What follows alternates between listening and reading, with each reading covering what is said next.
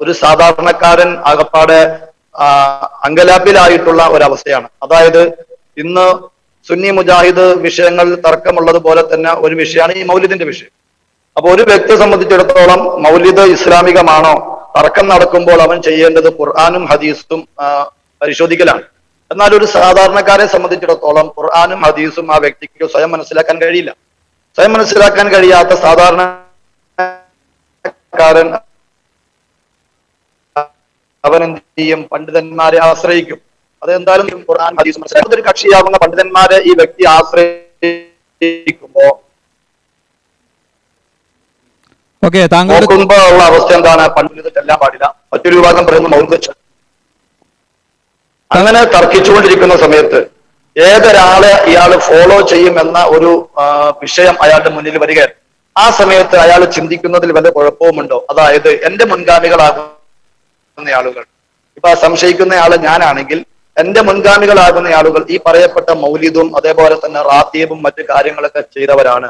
അവര് ഈമാനോടെ മരണപ്പെട്ടവരാണ്, ഈമാനോടെ കലിമ ചൊല്ലി മരണപ്പെട്ടവരാണ്. അപ്പോൾ ഈ മൗലിദ് ചൊല്ലാമെന്ന് വിശ്വസിക്കുന്ന ആദർശത്തിൽ നിലനിൽക്കുന്ന കാലത്തോളം ഈമാനോടെ ജീവിച്ച് കലിമ ചൊല്ലി ഈമാനോടെ മരണപ്പെടാം എന്ന് അനുഭവം ഗുരുവായി കാണുമ്പോൾ. താങ്കളുടെ ചോദ്യം വ്യക്തമാണ്, വിശദീകരിക്കേണ്ടതില്ല. ചോദ്യം പൂർണ്ണമായി നമുക്ക് ബോധ്യപ്പെട്ടിട്ടുണ്ട്. ഇനി അതിൽ അല്ല എന്നുള്ള അവസ്ഥ ഉണ്ടെങ്കിൽ താങ്കൾക്ക് ഉപചോദ്യത്തിന് അവസരം തരും. ഇവിടെ ചോദിച്ച ചോദ്യത്തിന്റെ ഉത്തരത്തിലേക്ക് നമ്മൾ പോവുകയാണ്. അസ്സലാമു അലൈക്കും വറഹ്മത്തുള്ളാഹി. 2-3 ചോദ്യങ്ങളാണ് ചോദ്യകർത്താവ് ഇവിടെ ഉന്നയിച്ചിരിക്കുന്നത്.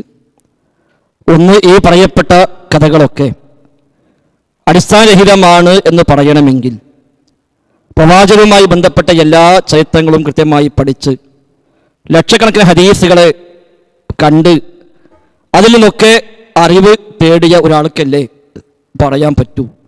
അങ്ങനെ പഠിച്ച ആളാണോ ഈ സംസാരിച്ച്? ഞാൻ ഒരിക്കലും അങ്ങനെ പഠിച്ച ആളല്ല. പക്ഷെ അങ്ങനെ പഠിച്ചവർ എന്ന് പറയുന്ന ധാരാളം ആളുകൾ ഇവിഷയമായി നടത്തിയ ചർച്ചകളെ പരിമിതമായ കിട്ടിയ ആയുസ്സിൽ വെച്ച് കിട്ടിയ സമയം ഉപയോഗിച്ചുകൊണ്ട് കുറച്ചൊക്കെ വായിച്ചു നോക്കുകയും അതോടൊപ്പം ഇത് കൊണ്ടെടുക്കുന്ന ധാരാളം ആളുകളോട്, പണ്ഡിതന്മാർ എന്ന് അവകാശപ്പെടുന്നവരോടൊക്കെ ഇതിന് അടിസ്ഥാനമില്ല എന്ന് ഒരുപാട് വേദികൾ ഒരുപാട് കാലങ്ങളായി മുജാഹിദ് പ്രസ്ഥാനത്തിലെ പണ്ഡിതന്മാർ ആവർത്തിച്ചു പറയുകയും ചെയ്തിട്ട് ലോകാടിസ്ഥാനത്തിൽ ഇത്തരം ഖുറാഫാത്തുകളെ പ്രചരിപ്പിക്കുന്ന ഒട്ടനവധി ആളുകൾ ഇതൊക്കെ അടിസ്ഥാനമുണ്ട് എന്ന് സ്ഥാപിക്കാൻ വല്ലതും കിട്ടുമോ എന്ന് എല്ലാവരും കൂടി തപ്പിത്തെരഞ്ഞു നടന്നിട്ടും ഇന്നേ വരെ ഇവയ്ക്കൊന്നും ഒരടിസ്ഥാനമുള്ളതായി എവിടെയും തെളിയിക്കപ്പെട്ടിട്ടില്ല. ഞാൻ സമയത്ത് ഓർത്തുപോയാണ്, പാലക്കാട് ജില്ലയിൽ പട്ടാമ്പിക്കടുത്ത് വല്ലപ്പുഴയിൽ മാലമൊഴിയിലുമായി ബന്ധപ്പെട്ട ഒരു വാദപ്രതിവാദനം നടന്നിരുന്നു. അതിനുശേഷം അവിടെ അതുമായി ബന്ധപ്പെട്ട ഒരു മുഖാമുഖവും ഞങ്ങൾ സംഘടിപ്പിച്ചു, കുത്തുബിയത്തുമായി ബന്ധപ്പെട്ട്. അതിന് അലവി സഖാഫി അവിടെ പ്രസംഗിക്കാൻ വന്നു. അന്ന് ഇതേപ്പോൾ ഞങ്ങളവിടെ പറഞ്ഞു, മങ്കൂസ് മൗലിദിൽ 100 കളവുകളുണ്ട്, 300 നുണുണ്ട് എന്ന് ഞാൻ അവിടെ പറഞ്ഞത്. അലവി സഖാഫി ഒന്ന് വെല്ലുവിളിച്ചു, അത് തെളിയിക്കണം. അങ്ങനെ എൻ്റെ ആ സംശയം യൂട്യൂബിൽ ഇപ്പോഴും കിട്ടുമത്. അവിടെ മങ്കൂസ് മൗലിദിലെ 50 നുണകളെ 1-ാം ഘട്ടം എന്ന നിലയ്ക്ക് ഞാൻ അവിടെ വായിച്ചു കേൾപ്പിച്ചു.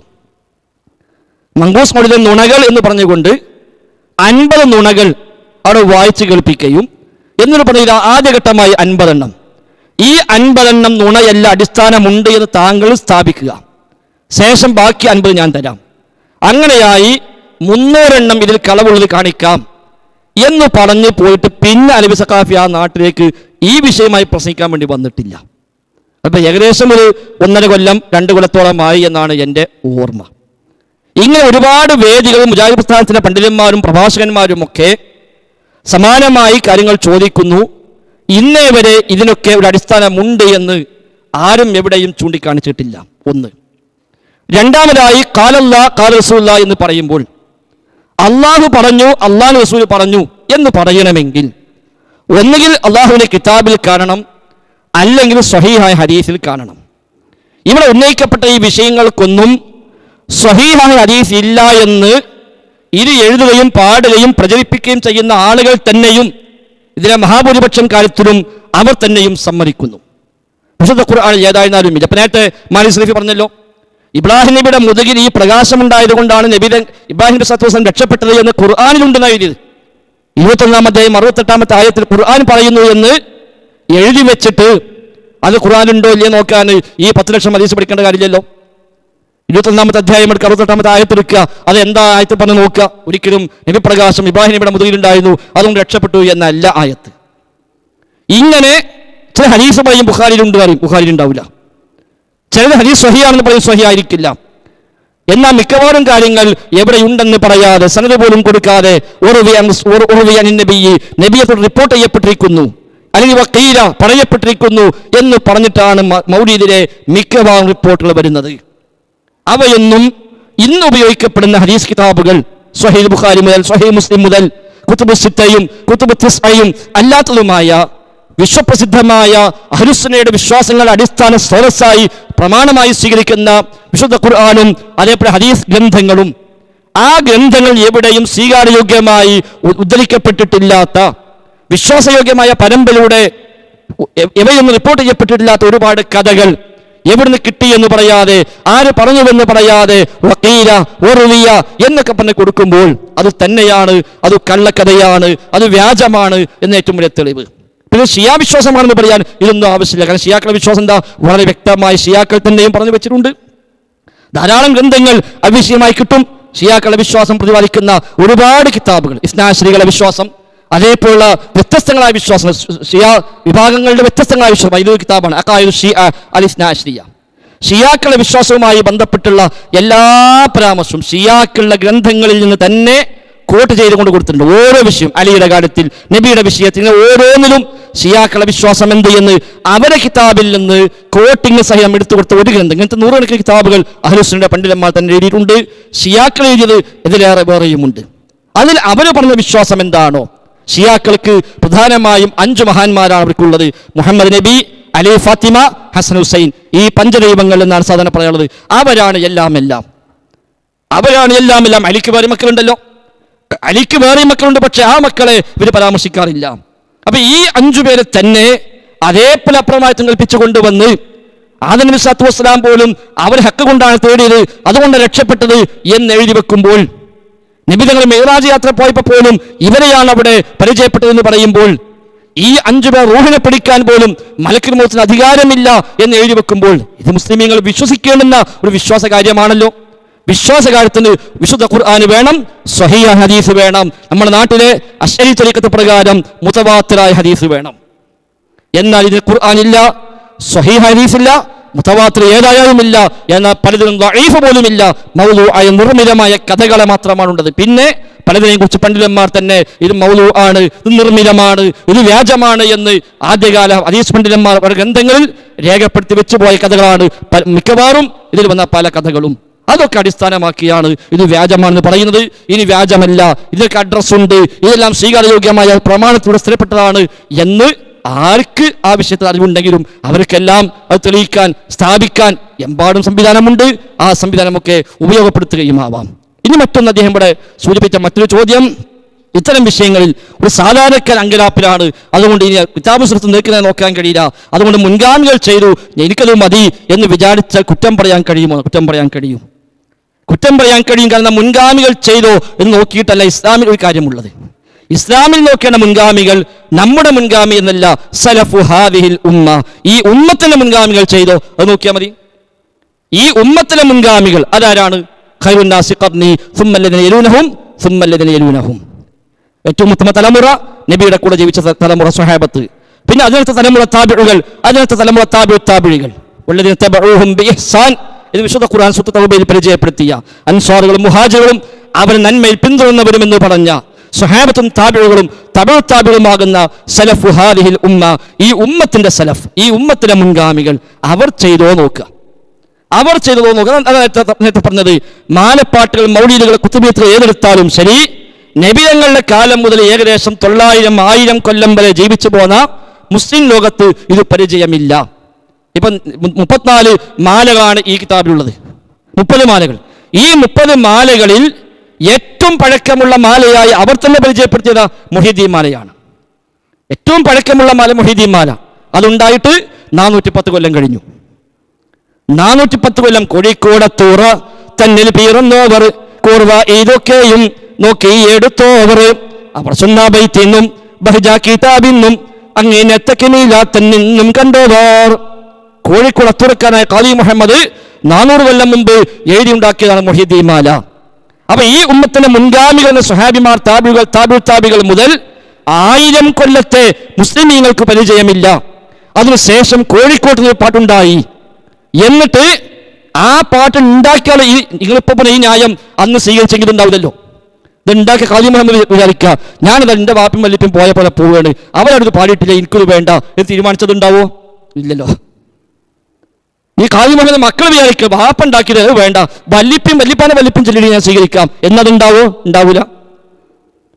അപ്പോൾ 400 കൊല്ലം മുമ്പാണ് ഒന്നാമത്തെ മാലപ്പാട്ടുണ്ടായത്.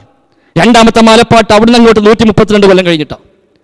മുഹീദ്ദീൻ മാല ഉണ്ടായി 132 കൊല്ലം കഴിഞ്ഞിട്ടാണ് രണ്ടാമത്തെ മാല കുഞ്ഞായി മുസ്ലിയാർ ഉണ്ടാക്കിയ നൂൽമാല.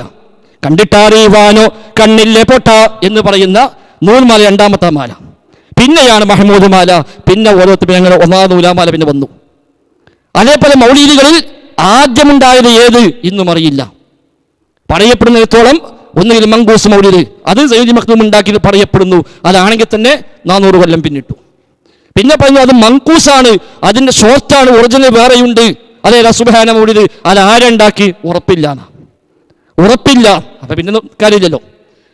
അപ്പം മൗലീദുകളും അങ്ങനെ തന്നെ 400-500 കൊല്ലത്തെ പഴക്കം.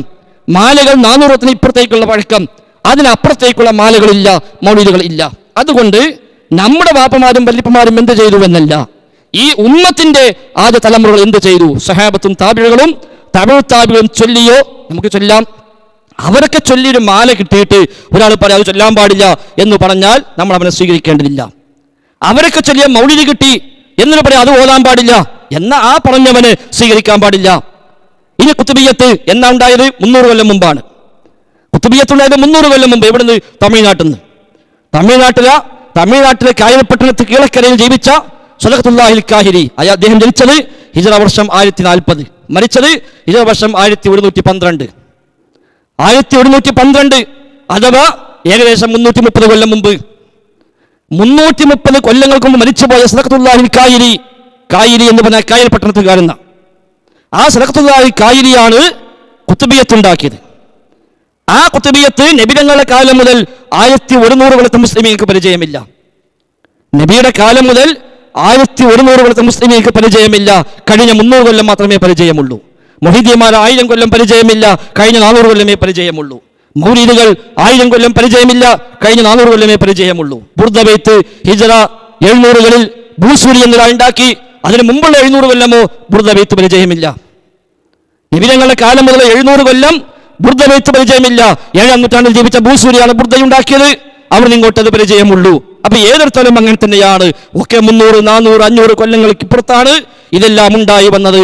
അതല്ലാതെ ഈ ഉമ്മത്തിലെ ആദ്യ തലമുറകൾ അന്ന് മുതൽ ചെയ്തു പോകുന്ന ഒന്നല്ല. ഈ ചോദ്യകർത്താവിന് ഒരു ചെറിയൊരു ഒരു ഗുണകാംക്ഷയോടെ ഒരു ഉപദേശം തരാനുള്ളത്. ചോദ്യം ന്യായമാണ്. കാരണം ആൾക്ക് ഖുർആൻ നോക്കാൻ കഴിയില്ല, ഹദീസ് നോക്കാൻ കഴിയില്ല. അതുകൊണ്ട് ആകെ അമ്പലം നിൽക്കുകയല്ല വേണ്ടത്. നേരെ മറിച്ച് വളരെ അന്തസ്സോടു കൂടി നിലപാടെടുക്കുകയാണ് വേണ്ടത്. ആരോടും പോയി നമുക്ക് ചോദ്യം ചോദിക്കാൻ ഒരു പ്രശ്നമില്ല. ഏത് ഉസ്താദിനും ചോദിക്കാം, ഒരു പ്രയാസമില്ല. പക്ഷെ ചോദ്യം പഴിക്കാതെ, ചോദ്യം പഴിച്ചാൽ ഉത്തരം പഴിക്കും. ഉസ്താദെ ഇത് ചൊല്ലാമോ എന്ന് ചോദിക്കരുത്. കാരണം ചൊല്ലാൻ പാടില്ല ഉസ്താദ് പറഞ്ഞാൽ പിന്നെ ഉസ്താദിന് ബുദ്ധിമുട്ടാണ്. നേരെ മറിച്ച് ഉസ്താദെ ഈ മൗലിദുമായി ചില ഉസ്താദ് മുമ്പ് ഇതാ ഉസ്താദെ ഈ 333 മൗലിദുണ്ട്, ഇതിൽ 34 മൗലിദുണ്ട്, 30 മാലയുണ്ട്, 10 ബെയ്ത്തുണ്ട്, അതേപോലെ ഒരുപാട് മാലകളുണ്ട്. ഇതില് നബിയും സഹാബത്തും താബികളും താബികളും ഞാൻ അത് വേണ്ട, ഷാഫി ഇമാമെങ്കിലും ചൊല്ലിയത് ഏതൊക്കെ ഒന്ന് മാർക്ക് ചെയ്തേരി, ഞാൻ അത് ചൊല്ലിക്കോളാന്ന് പറയാം. ഇതാണ് കൊടുക്കുക. ഈ കിതാബുൽ കഥ ഉസ്താദ് നബി ചൊല്ലിയത് ആദ്യം മാർക്ക് ചെയ്യാം. ഇനി അത് അറിയില്ലായിക്കോട്ടെ സഹാബിമാർ ചൊല്ലിയത്, താബികൾ ചൊല്ലിയത് വേണ്ട. ഷാഫി മദ്ഹബാണല്ലോ നാട്ടിൽ. ആ ഷാഫി ഇമാമ് ചൊല്ലിയ മാലയും ഒരു ഉസ്താദും ടിക്കയ്യ് ഞാൻ ആദ്യമത്ത് കൂടാൻ തീരുമാനിക്കേട് എന്ന് പറഞ്ഞാൽ ഒരൊറ്റൊന്നും ഉസ്താദ് ടിക്കയ്യൂല. നിങ്ങൾക്ക് ധൈര്യമായി ഏത് ഉസ്താദിന് മുമ്പിലും പോകാം, എവിടെയും ചെല്ലാം. പക്ഷെ ഒരൊറ്റ ഉസ്താദും ഇതിൽ ഒന്നെങ്കിലും ഇല്ല. ഇന്ന മാലകളൊക്കെ ഇന്ന മൗലിദൊക്കെ റസൂലിന് പരിചയമുണ്ട്, സ്വഹാബത്തിന് പരിചയമുണ്ട്, താബികൾക്ക് പരിചയമുണ്ട്, താബിക്ക് പരിചയമുണ്ട്, ഷാഫി ഇമാമെങ്കിലും പരിചയമുണ്ട് എന്ന് ഒരാളും പറയില്ല. ഇനി വേണ്ട മൊഹീദ്ദീൻ ശൈഖിന്റെ പേരിലാണല്ലോ ഈ പാട്ടും ബെയ്ത്തൊക്കെ. എന്നാ മൊഹീദ്ദീൻ ശൈഖ് ചൊല്ലിയ മാല ഉണ്ടോ ചോദിച്ചോക്കോ, അതുണ്ടാവില്ല. മൊഹീദ്ദീൻ ശൈഖ് ചൊല്ലിയിട്ടുണ്ടോ? ഇല്ല. അശ്അരി തരീഖത്ത് വേണമെന്നാ പറയുന്നത്, അശ്അരി ഇമാം ചൊല്ലിയിട്ടുണ്ടോ? ഇല്ല. ഇനി അശ്അരി പറ്റില്ല, മാതുരിദി പറ്റും. ശരി, മാതുരിദി ഇമാം ചൊല്ലിയിട്ടുണ്ടോ? ഇല്ല. അത് തന്നെ തെളിവ് ഇത് കള്ളക്കഥയാണ്. അപ്പൊ തീരുമാനിക്കാം ഇതൊക്കെ വ്യാജമാണ്, ഇത് ശരിയല്ല. ഇത് ഞാൻ നേരത്തെ പറഞ്ഞ വല്ലപ്പുഴയിലെ വാദപ്രതിവാദത്തിൽ അലവി സഖാഫിയോട് ആ നാട്ടിലെ സാധാരണക്കാരൻ, താങ്കൾ നേരത്തെ പറഞ്ഞ അതേ അമ്പലത്തിൽ നിൽക്കുന്ന സാധാരണക്കാരൻ അമ്പലത്തിൽ തൽക്കാലം മാറിയിട്ട് വീട്ടിൽ പോയി കിതാബുമായി വന്നു. എന്നിട്ട് പ്രന്താവസ്ഥാതെ ഇത് എൻ്റെ വല്യമ്മ ചെല്ല സബീലയാണ്, എൻ്റെ വല്യമ്മ 100 വയസ്സായി 90 വയസ്സായ വല്യമ്മ ചെല്ലിയ മൗലിദ് കിതാബാണ്, ഇതിൽ ഏതൊക്കെ ശരി ഏതൊക്കെ ശരിയാത്ത ഉസ്താദ് പറഞ്ഞു തരോ എന്ന് ചോദിച്ചപ്പോൾ അലവി സഖാഫി അന്ന് പറഞ്ഞ മറുപടി അത് ഇന്നും കേൾക്കേണ്ടതാണ്. ആ മറുപടി നിങ്ങൾ ശ്രദ്ധിക്കുക. വ്യക്തിപരമായ കാര്യമാണ്. ഇത് വായിച്ചു 90 വയസ്സായ വല്യമ്മ ഇതുവരെയും വായിച്ചു. ഇതിന്റെ മുമ്പ് ഈ മരിച്ചു പോയ ആൾക്കാർ ഇത് വായിച്ചിരുന്ന ആൾക്കാർ മരിച്ചു പോയിട്ടുണ്ടാവും, അവരിത് ഓതിയിട്ടുണ്ടാവും. അപ്പോ ഇത് അവർ ഓതിയത് തെറ്റാണോ? തെറ്റല്ലേ? അപ്പൊ ഇതില് എഴുതിയത് തെറ്റാ നിങ്ങൾ പറയുന്നുണ്ട്. ഇതിലിപ്പോ തെറ്റ് അല്ല, ഒരു ഓക്കെ മനസ്സിലായി. ഇപ്പൊ ഓക്കെ, അത് ശരിയാണ്, നിങ്ങൾ പറഞ്ഞത് ശരിയാണ്. ഇല്ല, ഇത് മുസ്ലിം ഐക്യവേദിയുടെ ചോദ്യമല്ല, ഇത് എന്റെ വ്യക്തിപരമായ ചോദ്യമാണ്. ഇതില് നിങ്ങൾ ഇപ്പൊ അവിടുന്ന് ഇതൊന്ന് ഒരു ചൊല്ലിയിട്ട് നിങ്ങൾ പറഞ്ഞു തെറ്റാണ് ഇല്ലേ? ഇതിന്നൊരു ഒരു ഉദാഹരണം പറഞ്ഞിട്ടില്ല. ഇതില് വായിച്ചു അത് നിങ്ങൾ തെറ്റാണെന്ന് പറഞ്ഞു അല്ലേ? അത് വായിച്ചത് തെറ്റായി കഴിഞ്ഞാൽ ഈ മരിച്ചു പോയാൽ അതിന് കുറ്റമുണ്ടോ? കുറ്റല്ലേ? അതറിയില്ലെങ്കിൽ ഇത് ഇനിയും വായിക്കാൻ പോകണം. ഇപ്പൊ വീട്ടിൽ കൊണ്ടുപോയി വെച്ചാൽ ഇനിയും വായിക്കും. അങ്ങനെയാണ്. കണ്ടോ, ഒരു സാധാരണക്കാരൻ ഏറ്റവും നിഷ്കളങ്കമായി ചോദിച്ച ചോദ്യം. ഇത്തരം ചോദ്യങ്ങള് ഉസ്താദുമാരെ മുമ്പിലേക്ക് ചെന്നാൽ മതി, അപ്പൊ ഇതൊക്കെ ഇല്ലാതാവും. ഇതവിടെ വല്ലപ്പുഴയിൽ മുജാഹിദ് പ്രസ്ഥാനം പ്രോഗ്രാം വെച്ചു. കുത്തുബിയ്യത്ത് എന്ന വിഷയം മാത്രം എടുത്തുകൊണ്ട് കുത്തുബിയ്യത്തിൽ ഇസ്ലാമിക മാനം, അതിൽ പരിചയപ്പെടുന്ന വിശ്വാസാചാരങ്ങൾ അത് പരിചയപ്പെടുത്തിക്കൊണ്ട് മുജാഹിദീങ്ങൾ പ്രോഗ്രാം വെച്ചു. അതിന് മറുപടി എന്നോണം അവിടെ ഉസ്താദന്മാർ വന്ന് പ്രോഗ്രാം വെച്ചു. അങ്ങനെ 2-3 പ്രോഗ്രാമുകളായപ്പോൾ നാട്ടിലൊരു ഐക്യവേദി ഉണ്ടായി. അത് നിഷ്കളങ്കമായി ആത്മാർത്ഥമായിട്ടുണ്ടായിരുന്നു. അവർ പറഞ്ഞു 2 കൂട്ടരും പേര് ഈ മാലമൊരു ചർച്ച ചെയ്യുക, ഞങ്ങൾക്ക് പഠിക്കണമല്ലോ. അങ്ങനെ മുജാഹിദുകൾ ചെന്നു. ഇവിടെ ഈ അലവി സഖാഫിയുടെ നേതൃത്വത്തിൽ അവിടുത്തെ സഖാഫിമാരും വന്നു. അവിടെയുണ്ടായ വല്ലാത്ത ചില രംഗങ്ങൾ. ഈ ചോദ്യകർത്താവ് വീട്ടിൽ പോയി മൗലിദിലെ കിതാബുമായി വന്നിട്ട് ചോദിച്ചത് 90 വയസ്സായ എൻ്റെ വല്യമ്മ ചൊല്ലിയിട്ടുണ്ട്, ഈ ഇതിലെ മുഴുവനും ശരിയാണ് ഉസ്താദ് പറയോ? എന്താ പറഞ്ഞ് പരിശോധിച്ചിട്ടേ പറയാൻ പറ്റുള്ളൂ എന്നാ. തൽക്കാലം 5 എണ്ണം ബാക്കി പരിശോധിച്ച് പറയാമെന്ന്. കൊല്ലം എത്രയായി? ഇന്നേ വരെ 6ാമത്തെ ഒന്ന് പിന്നെ അവർ പ്രഖ്യാപിച്ചിട്ടില്ല. മാത്രവുമല്ല അലവി സഖാഫി അന്ന് പ്രഖ്യാപിക്കുകയും ചെയ്തു, മൗലിദ് കിതാബിൽ കാണുന്ന എല്ലാം ശരിയാണ് എന്ന് വിശ്വസിക്കരുതേ ജനങ്ങളെ എന്ന് അലവി സഖാഫി പ്രഖ്യാപിച്ചു.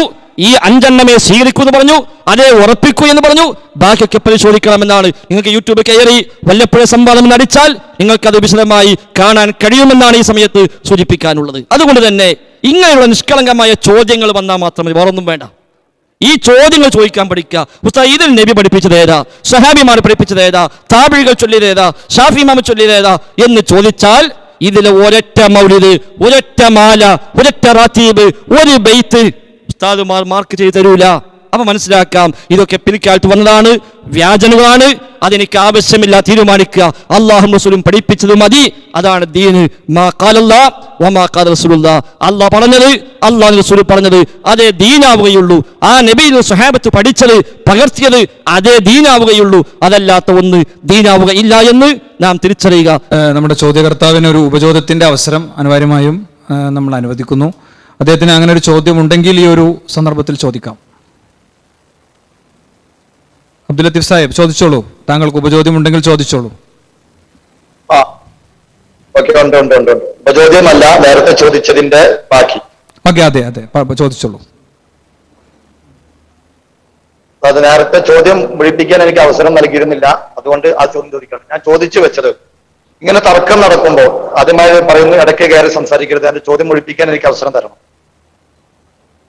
അപ്പോ ഇങ്ങനൊരു തർക്കം നടക്കുന്ന സമയത്ത് ഒരു സാധാരണക്കാരൻ ചിന്തിക്കുകയാണ്, ഈമാനോടെ മരണപ്പെട്ട തന്റെ പൂർവികർ, വെറും പൂർവികരല്ല, ഈമാനോടെ മരണപ്പെടുന്നത് നേർക്ക് നേരെ അനുഭവിച്ചറിഞ്ഞ പൂർവികർ, അവര് മുജാഹിദുകൾ പറയുന്ന ഈ അനാചാരങ്ങളും ശിർക്കും അതുപോലെ തന്നെ വിദേഹത്തുമുള്ള മൗലിദ് ചൊല്ലുകയും കുത്തുബിയത്ത് നടത്തുകയും ചെയ്തവരാണ്. എന്നിട്ട് പോലും അവർ ഈമാനോടെ മരിച്ചിട്ടുണ്ട് എങ്കിൽ ആ ആദർശം സത്യസന്ധമാണ് എന്ന് വിശ്വസിക്കുന്നതിൽ എന്താണ് തകരാറ്? കാരണം വെറും പൂർവികരല്ല, ഈമാനോടെ മരിച്ച പൂർവികരാണ്. ഈമാനോടെ കലിമ ചൊല്ലി മരിച്ച പൂർവികരുടെ കാര്യമാണ് ഈ പറയുന്നത്. അപ്പൊ ആ പൂർവികരുടെ പാത പിൻപറ്റി കഴിഞ്ഞാൽ ആ പാത പിൻപറ്റിക്കൊണ്ട് നിങ്ങൾ ഈ പറയുന്ന തെളിവില്ലാതെ അനാചാരമാണെന്ന് പറയുന്ന, വെറുതെ തൊള്ളപെടായി ആയിട്ട് അനാചാരവും ഖുറാഫാത്തുമാണെന്ന് പറയുന്ന ഈ കാര്യങ്ങൾ ചൊല്ലിയവർ തന്നെ ഈമാനോടെ കലിമ ചൊല്ലി സ്മരിച്ചിട്ടുണ്ട് എങ്കിൽ ആ ആദർശം അനുസരിച്ച് ജീവിക്കുകയല്ലേ വേണ്ടത് എന്നാണ് എന്റെ ചോദ്യത്തിന്റെ എനിക്ക് മുഴിപ്പിക്കാനുണ്ടായിരുന്ന ഭാഗ്യം. അപ്പൊ അതിനെനിക്ക് മറുപടി വേണം. ഓക്കെ, താങ്കൾ പൂർത്തീകരിച്ചല്ലോ, ഇനി മറുപടിയിലേക്ക് പ്രവേശിക്കാം. ഒന്നാമതായി, ഏതൊരാളും മരിച്ചത് ഈമാനോടെയാണോ അല്ലേ എന്ന് വിധി പറയാൻ നമുക്കാർക്കും അധികാരമില്ല, അവകാശമില്ല. അത് വഹ്യ് പ്രകാരം റസൂലുള്ളാഹി സ്വല്ലല്ലാഹു അലൈഹി വസല്ലം തങ്ങൾ ആരെക്കുറിച്ചെല്ലാം അവർ മുഅ്മിനായി മരിച്ചവർ സ്വർഗാവകാശിയാണ് എന്നൊക്കെ പറഞ്ഞുവോ അവരെക്കുറിച്ച് പറയാം. ആരൊക്കെ നരകത്തിലാണെന്ന് പറഞ്ഞുവോ അവരെക്കുറിച്ച് നരകത്തിലാണെന്നും പറയാം. യുദ്ധരംഗങ്ങളിൽ പോലും ചിലരുടെ പോരാട്ടം കണ്ട് പ്രവാചകരോട് വന്ന് പറഞ്ഞു, നബി എന്താണ് അദ്ദേഹത്തിൻ്റെ ഒരു വീര്യം, എന്ത് ധീരമായാണ് പോരാടിയത് എന്ന് പറയുമ്പോൾ ഹുവ ഫിന്നാർ, അവർ നരകത്തിലാണ് എന്ന് പ്രവാചകർ പറഞ്ഞ സംഭവങ്ങൾ പോലും ഉണ്ടായിട്ടുണ്ട്. അതുകൊണ്ട് ഏതൊരാളും മരിക്കുമ്പോൾ ഈമാനോടെ മരിച്ചുവെന്ന് ഒരാളെക്കുറിച്ച് നമുക്ക് പറയാൻ അനുവാദമില്ല, അവകാശമില്ല. എത്ര വലിയ ആലിമീങ്ങളും അവരൊക്കെ ഹുസ്നുൽ ഖാത്തിമയ്ക്ക് വേണ്ടി, നല്ല പര്യവസാനത്തിന് വേണ്ടി പ്രാർത്ഥിക്കുകയും അത് കിട്ടുകയില്ലേ എന്ന ഭയത്തോടെ ജീവിക്കുകയും ചെയ്തവരാണ് എന്ന് കാണാൻ കഴിയും. പിന്നെ പലരും മരിച്ചപ്പോൾ ഇതൊക്കെ ചൊല്ലി മരിച്ചു, കലിമ ചൊല്ലി മരിച്ചു എന്ന് നമ്മുടെ നാട്ടിൽ പ്രചരിപ്പിക്കപ്പെടുന്നു. അതിൽ എത്ര കണ്ട് സത്യസന്ധമാണ് എന്ന് അല്ലാഹു അഅലം. ഇനി ആണെങ്കിൽ തന്നെ കേവലം ലാ ഇലാഹ ഇല്ലല്ലാഹ് ചൊല്ലലല്ല ആ ഹദീസിന്റെ ഉദ്ദേശമെന്ന് പണ്ഡിതന്മാർ വ്യക്തമാക്കുന്നു. ഷർത്തുകൾ പാലിക്കപ്പെട്ട, റുക്നുകൾ പാലിക്കപ്പെട്ട ലാ ഇലാഹ ഇല്ലല്ലാഹ് പ്രഖ്യാപിക്കുന്നത് മാത്രമേ അതിൽ പരിഗണനീയമാവുകയുള്ളൂ. അതല്ലാതെ കേവലം ഒരു ചൊല്ലിപ്പോയി എന്നുകൊണ്ട് മാത്രം അയാൾക്ക് ഈമാൻ ഉണ്ട് എന്ന് ഉറപ്പിക്കാൻ കഴിയില്ല. എന്നാൽ നല്ല മനത്തിന് ലക്ഷണങ്ങളായി പറഞ്ഞ ഒരുപാട് ലക്ഷണങ്ങളുണ്ട്. നെറ്റിത്തരം ബിയത്ത് കൊണ്ട് മരിക്കുക ഒരു ലക്ഷണമാണ്. അതിനർത്ഥം നെറ്റിത്തരം ബിയത്ത് മരിച്ച എല്ലാവരും ഈമാനോടെ മരിച്ചു എന്നല്ല. ഏതാൾ മരിക്കുമ്പോഴും നെറ്റിത്തരം ബിയത്ത് എന്നാൽ അയാൾ നല്ല മനുഷ്യനാണ്, അയാൾ ഈമാനോടെ മരിച്ചെന്ന് പറയാൻ കഴിയുമോ? ഇല്ല. എന്നതുപോലെ തന്നെ തീപിടുത്തമുണ്ടായി മരണപ്പെട്ട ഷഹീദിന് കൂലിയാണ് എന്ന, അതിനർത്ഥം തീപിടുത്തമുണ്ടായി മരിച്ച എല്ലാവരും അവർ ഷഹീദ് നമുക്ക് ഉറപ്പിക്കാൻ പറ്റുമോ?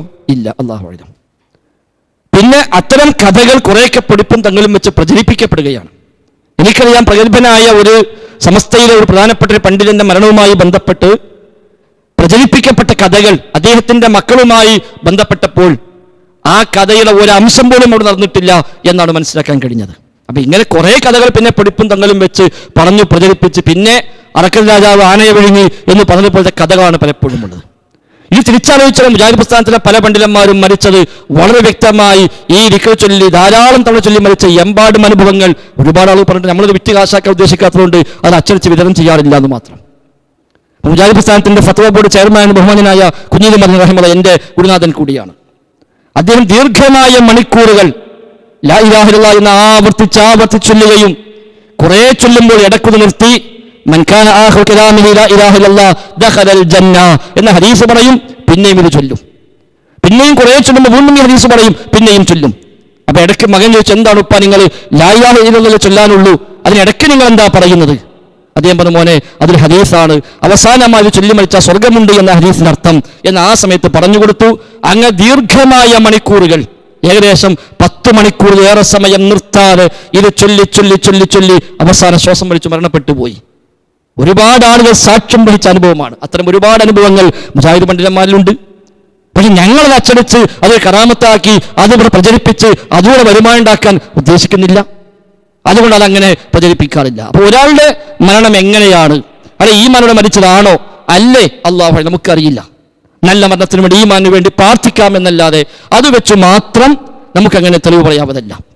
പിന്നെ കഴിഞ്ഞു പോയ ആളുകൾ അവരൊക്കെ അവർ ചെയ്ത ഗുണം അവർക്കുണ്ട്, ചെയ്ത ദോഷം അവർക്കുണ്ട് എന്ന ഖുർആനിന്റെ അധ്യാപനം അതാണ് നമുക്കവിടെ സ്വീകാര്യമായിട്ടുള്ളത്. പിന്നെ ഒരു പക്ഷേ ചിലരൊക്കെ ചെല്ലിയാലും സ്വീകരിക്കില്ല. ഇപ്പൊ ഫിർഔന് മരിക്കുമ്പോൾ പറഞ്ഞ വാക്കെന്താ? ആമന്തു ബിറബ്ബി മൂസ വ ഹാറൂൻ. നമ്മൾ സ്വീകരിച്ചിട്ടുണ്ടോ? ആമന്തു ബിറബ്ബി മൂസ വ ഹാറൂൻ, മൂസയുടെയും ഹാറൂനും റബ്ബിൽ ഞാൻ വിശ്വസിച്ചിരിക്കുന്നു എന്നാണ് ഫിർഔന്റെ അവസാനത്തെ വാക്ക്. അല്ലാഹ് എന്താ പറഞ്ഞത്? ഇപ്പോഴാണോ പറയുന്നത്?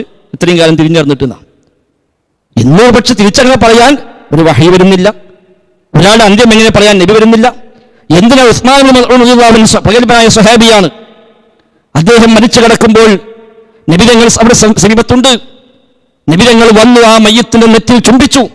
ഇത് കണ്ട സ്വഹാബി വളരെ പറഞ്ഞു, ഷഹാദത്തി അലൈക് ലഖദ് അക്രമക്കല്ലാഹ്, ഞാനിതാ സാക്ഷ്യം വഹിക്കുന്നു, അല്ലാഹ് നിങ്ങളെ ആദരിച്ചിരിക്കുന്നു. നബിതങ്ങൾ ഉടനെ ചോദിച്ചു, എനിക്ക് എങ്ങനെ മനസ്സിലായി?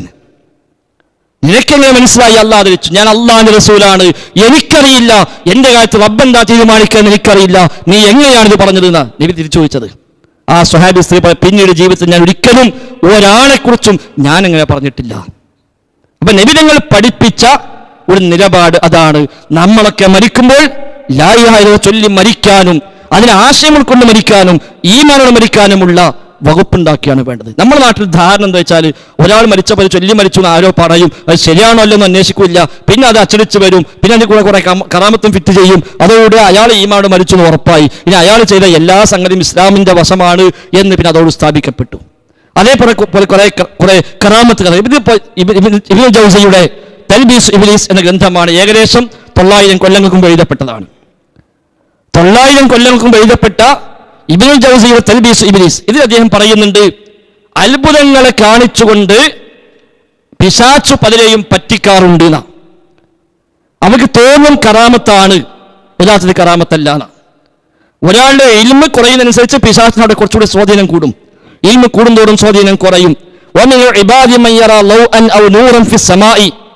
ആകാശലോകത്ത് ഇങ്ങനെ വെളിച്ചം കാണും. റമളാൻ മാസാണ് ഈ കാലം, അയാൾ പറയും റഅയ്തു ലൈലത്തുൽ ഖദർ, ലൈലത്തുൽ ഖദർ ഞാൻ കണ്ടു. ലൈലത്തുൽ ഖദർ കണ്ടു. ലൈലത്തുൽ ഖദർ പ്രതീക്ഷിച്ചിരിക്കുമ്പോൾ കാണാൻ ആകാശത്ത് പെട്ടെന്ന് വെളിച്ചം ഇങ്ങനെ വരുന്നു. അപ്പൊ ഇയാൾ പറഞ്ഞു, ഞാൻ ലൈലത്തുൽ ഖദർ കണ്ടു. ഇനി റമളാൻ അല്ലാത്തപ്പോഴാണെങ്കിലും അവൻ പറയും ഖദ് ഫുതിഹത് ലി അബ്വാബുസ് സമാ, ആകാശ കവാടങ്ങൾ എനിക്ക് തുറക്കപ്പെട്ടു എന്ന് പറയും. ഇതൊക്കെ പിശാചിന്റെ കളിയാണ്, ഇബ്ലീസിന്റെ ചതിയാണ്, കറാമത്തല്ലാതെ. ചിലപ്പോഴൊക്കെ അവൻ തേടിയ അവൻ ആഗ്രഹിച്ച കാര്യം ഒരു പക്ഷേ സന്ദർഭവശാൽ ഒത്തുവരും, അതേകൂടെ സംഭവിക്കും. കറാമത്തൻ, അവൻ വിചാരിക്കും കറാമത്താണ് എന്ന്. വെറുബമാക്കണ ഇത്തിഫാക്കൻ, ചിലപ്പോഴോ അത് യാദൃച്ഛികമായി ഒത്തുവന്നതായിരിക്കും, കറാമത്താവില്ല. വെറുബമാക്കണ ഇഖ്തിബാറൻ, ചിലപ്പോഴോ അവനെ പരീക്ഷിക്കാൻ വേണ്ടി നടപ്പാക്കിയതുമായിരിക്കും. ഇബ്ലീസ്, ചിലപ്പോൾ ഇബ്ലീസിന് ചതിയുമായിരിക്കും.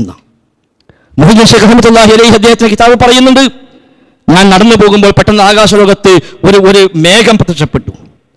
ആ മേഘത്തിൽ നിന്ന് എന്നെ വിളിച്ചു, യാ അബ്ദുൽ ഖാദിർ അന റബ്ബുക, അബ്ദുൽ ഖാദിറെ ഞാൻ നിന്റെ റബ്ബാകുന്നു. ഖദ് അഹ്ലൽതു ലക്കൽ മുഹറമാത്ത്, എല്ലാ ഹറാമും നിനക്കിതാ ഹലാലാക്കി തന്നിരിക്കുന്നു. നിനക്കിതോടെ കേൾക്കുക ആകാശത്ത് വിളിക്കുന്നത്. നമ്മുടെ നാട്ടിൽ അപ്പോഴേക്ക് മാലിമൂലൊക്കെ ഇറങ്ങി ഷെയ്ഖിന്റെ പേരിൽ. മൊയ്തീൻ ഷെയ്ഖ് ഉടനെ പറഞ്ഞു, അള്ളാഹുവിന്റെ ശത്രു, ശപിക്കപ്പെട്ടവനെ പോടാവുന്നത്. പിന്നൊന്നും കാണുന്നില്ല. അപ്പൊ ചോദിച്ചു, എങ്ങനെ മനസ്സിലായി ഇത് പിശാചാണ്? ഷെയ്ഖ് ജിലാനി പറഞ്ഞു, ബിഖൗലിഹി ഖദ് അഹ്ലൽതു ലക്കൽ മുഹറമാത്ത്, എല്ലാ ഹറാമും ഹലാലാക്കി തന്നു വന്നപ്പോൾ എനിക്ക് മനസ്സിലായി എന്നെ പറ്റിക്കാണ്. ഇന്ന് ജീലാനി പറയാം, ഒരുപാട് ഔലിയാക്കന്മാരെ ഇത് വെച്ച് പിശാച് പറ്റിച്ചിട്ടുണ്ട്. നമ്മുടെ നാട്ടിലെ ഉസ്താദ് പറഞ്ഞു, ഞാൻ കണ്ടു നബി ഇങ്ങനെ വരുന്നത്, ഇറങ്ങിങ്ങനെ വന്നു, എന്നെ വിളിച്ചു, ആ വാതിലൂടെ വരാൻ പറഞ്ഞു എന്നൊക്കെ ഉണ്ട് ചില പകരക്കാർ പറയണത്. അതൊക്കെ ഇതിന്റെ പകരക്കാരാണ്, മറന്നില്ല. ജർമ്മനിക്ക് ഒന്ന് ഓപ്പറേഷൻ ചെയ്തു, എന്തെല്ലാം സൈസ് അറിയാം. ഇതൊക്കെ ഇങ്ങനെ വരുന്ന ഇങ്ങനത്തെ കുറെ കഥകൾ ഇദ്ദേഹം 900 കൊല്ലങ്ങൾക്ക് മുമ്പ് എഴുതി വെച്ചതാ. 900 കൊല്ലങ്ങൾക്ക് മുമ്പ് ഈ കഥകളൊക്കെ കറാമത്തെന്ന് വിചാരിച്ച് അതൊക്കെ ശൈഖുനാന്റെ മഹത്വമായി പരിചയപ്പെടുത്തിയിട്ട് ഇനി ഓരൊക്കെ പോയ മാർഗം മതി നമുക്കിന്ന് വിചാരിച്ചാൽ ആ മാർഗം ഇബ്ലീസിന്റെ മാർഗമാകാമെന്നാണ് തൽബീസ് ഇബ്ലീസ് എന്ന ഇക്കിതാബിൽ അദ്ദേഹം രേഖപ്പെടുത്തി വെച്ചത്. നമ്മൾ റഹ്മത്തുള്ളാഹി ഖാസിമിയാണ് പറഞ്ഞത്, ജർമ്മനിക്ക് റസൂൽ നേരിട്ട് വന്നിട്ട് ഓപ്പറേഷൻ ചെയ്തു എന്ന്. അത് ഷിയാക്കളുടെ വിശ്വാസമാണ്. റഹ്മത്തുള്ളാഹി ഖാസിമി ഇടക്കാലത്ത് പോയി ബൈഅത്ത് ചെയ്ത തീജാനി ത്വരീഖത്ത്, ആ തീജാനി ത്വരീഖത്തിന്റെ സ്ഥാപകനായ അബുൽ അബ്ബാസ് തീജാനിയുടെ ജൗഹറുൽ മആനി എന്ന കിതാബിൽ ഇതേ ഓപ്പറേഷൻ കണ്ടുണ്ട്. അത് ജർമ്മനി അല്ലാന്നുള്ളൂ, ജർമ്മനി നബി അവിടെയും വരുന്നുണ്ട്. ഉണർച്ചയിൽ തന്നെ വന്നു, ഉറക്കത്തിലല്ല എന്ന് പറഞ്ഞ് ഷിയ നേതാവായ അബുൽ അബ്ബാസ് തീജാനി ത്വരീഖത്തിന്റെ ഏറ്റവും വലിയ കിതാബായ ജൗഹറുൽ മആനി എഴുതി വെച്ച കഥ ഇവിടെ കുറച്ച് എഡിറ്റൊക്കെ ചെയ്തിട്ട് റഹ്മത്തുള്ളാഹി ഖാസിമി ചെറിയൊരു കട്ട് പേസ്റ്റ് നടത്തിയിട്ട് ഇവിടെ അവതരിപ്പിച്ചിട്ടുണ്ട്. അപ്പൊ ഇങ്ങനെ കുറെ കഥകളൊക്കെ, ഓഹോ അത്ര വലിയ ഷെയ്ഖാണല്ലേ, എന്നാ പിന്നെ ശരി സമീന എന്ന് പറയാൻ പോണ്ട. കാസിമി ആ പ്രസംഗം നമ്മൾ മറക്കാൻ പാടില്ല.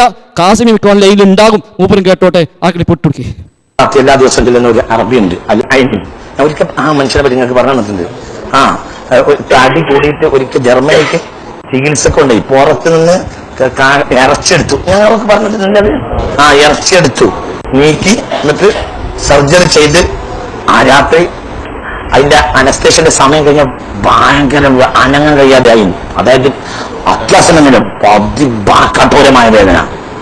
20,000 സ്ഥലത്തിൽ സ്വപ്നത്തിൽ വന്ന് രവി പറഞ്ഞത് ജർമ്മനിയിൽ പോകണം. അങ്ങനെ പോയത്.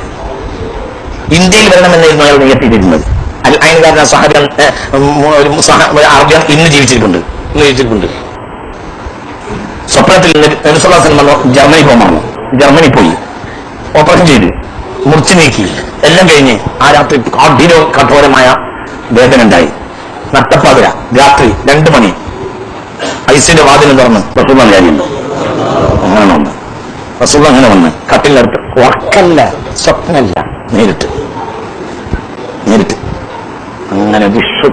അങ്ങനെ വിശ്വസിക്കൽ മുഅ്മിന് വാജിബാണ്. ഇപ്പൊ നബി ഇങ്ങനെ കയറി വരാം.